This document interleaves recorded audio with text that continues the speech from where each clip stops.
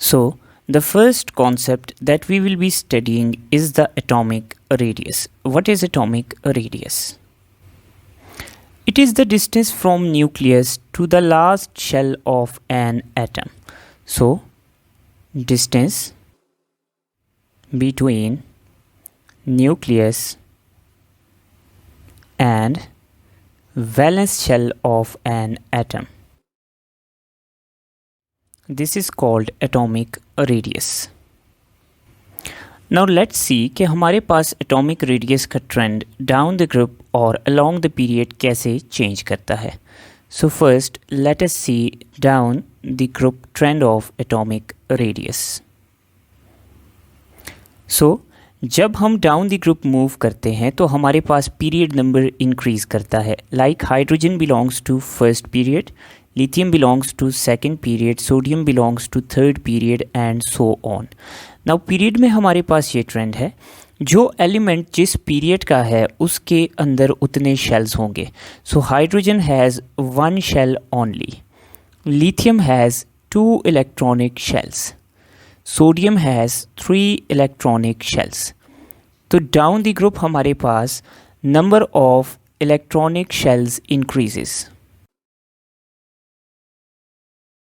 सो जब हमारे पास इलेक्ट्रॉनिक शेल्स का नंबर इंक्रीज़ होगा तो size automatically down the group increase हो जाएगा.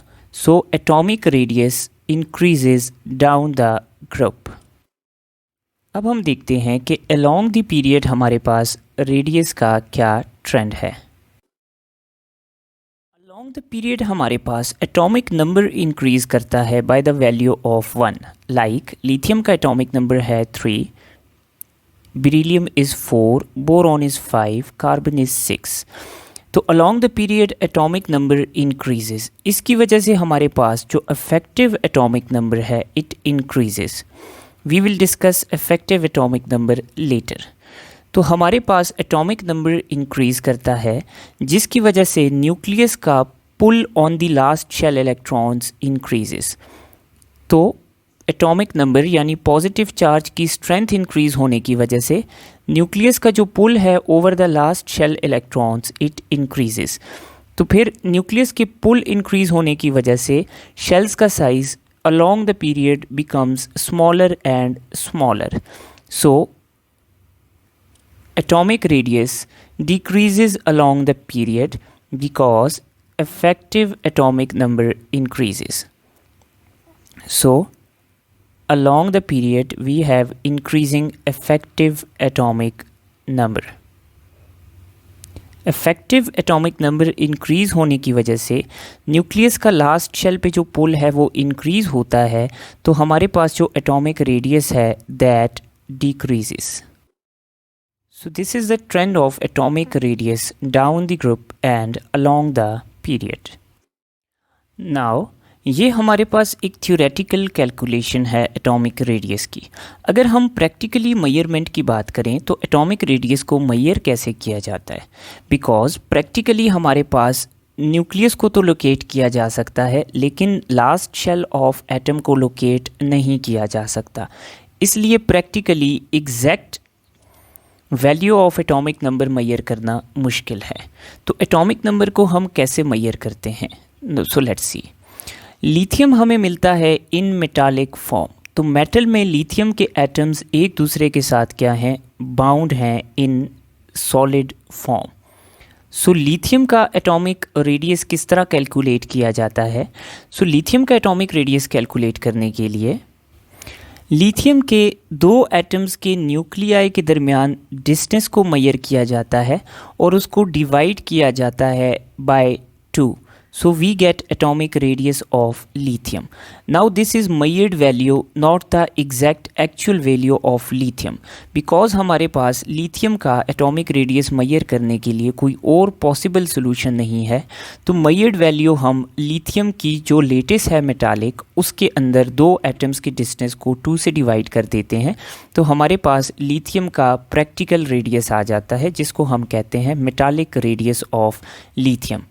Now it is exactly not equal to atomic radius, but this is called metallic radius of lithium. इसी तरह बेरिलियम और बोरॉन के साथ भी किया जाता है और लाइकवाइज कार्बन के साथ भी किया जाता है। Now coming towards nitrogen, oxygen and fluorine. So nitrogen, oxygen और फ्लोरीन आपको मिलते हैं डाई एटॉमिक फॉर्म में, where they are covalently bonded to each other. Nitrogen आपको मिलता है in the form of N2, oxygen मिलता है in the form of O2 and fluorine मिलता है in the form of F2। So nitrogen का atomic radius measure करने के लिए हम नाइट्रोजन के मॉलिक्यूल के अंदर जो दो एटम्स हैं उनके न्यूक्लियाई के डिस्टेंस को लेते हैं और उसको 2 से डिवाइड कर देते हैं, तो we get the radius of nitrogen atom. Same is the case for oxygen and fluorine. So इस तरह जो हमारे पास नाइट्रोजन, ऑक्सीजन और फ्लोरीन का रेडियस आता है, this is called covalent radius of nitrogen, oxygen and fluorine. और लिथियम, बेरिलियम, बोरॉन के केस में we call the radius metallic radius.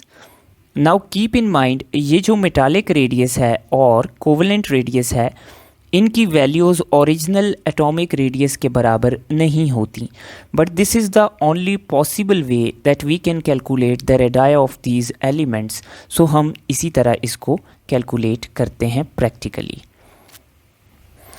Now the largest problem becomes in measuring the atomic radius of noble gases. Noble gases exist करती हैं as single atoms. तो अब इनका atomic radius major करना बहुत ज़्यादा मुश्किल होता है because they exist as single atoms. तो इनका रेडियस कैसे मेजर किया जाता है? इनका रेडियस मेजर करने के लिए वी टेक सेवरल वैल्यूज़। अब हमारे पास नियॉन के डिफरेंट एटम्स एक दूसरे से दूर हैं, तो इनमें जो दो एटम्स एक दूसरे के क्लोजेस्ट होंगे उनके दरमियान डिस्टेंस को हम मेजर करते हैं और उस डिस्टेंस को हम डिवाइड कर देते हैं 2 से, तो we get the radius of neon. Now ये एक्चुअल रेडियस से काफ़ी ज़्यादा होगा। What is the reason? The reason is कि नियॉन के दो डिफरेंट एटम्स एक दूसरे के बिल्कुल साथ आकर टच नहीं करते due to their electron repulsion. तो इस वजह से अगर ये क्लोजेस्ट आ भी जाएं, तो अगर हम इनके एटॉमिक रेडियस को मेजर करें तो वो वैल्यू हमारे पास ओरिजिनल से काफ़ी बड़ी होगी। तो नियॉन और बाकी जो हमारे पास नोबल गैसेस हैं उनके केस में इस रेडियस को हम कहते हैं वैन डर वाल्स रेडियस। इस मेजरमेंट की डिफ़िकल्टी की वजह से हमारे पास डिफरेंट एलिमेंट्स के रेडियस डिफरेंट आते हैं। सो मेजरमेंट के बाद लिथियम का रेडियस सबसे बड़ा आएगा, then we have beryllium, then we have boron, then we have carbon, nitrogen, oxygen, fluorine. अब नियॉन का रेडियस मेजरमेंट में सबसे छोटा होने की बजाय सबसे बड़ा आता है because we are measuring the van der Waals radius of neon, जो कि दो एटम्स के क्लोज कांटेक्ट के दौरान मेजर किया जाता है and which is much bigger than the actual value of radius. लेकिन अगर हम ओरिजिनल ट्रेंड को फॉलो करें तो ओरिजिनली हमारे पास क्या होगा? According to the trend originally lithium will be greatest, followed by beryllium, boron, carbon, nitrogen, oxygen, fluorine and then neon. So this will be the original trend of atomic radius.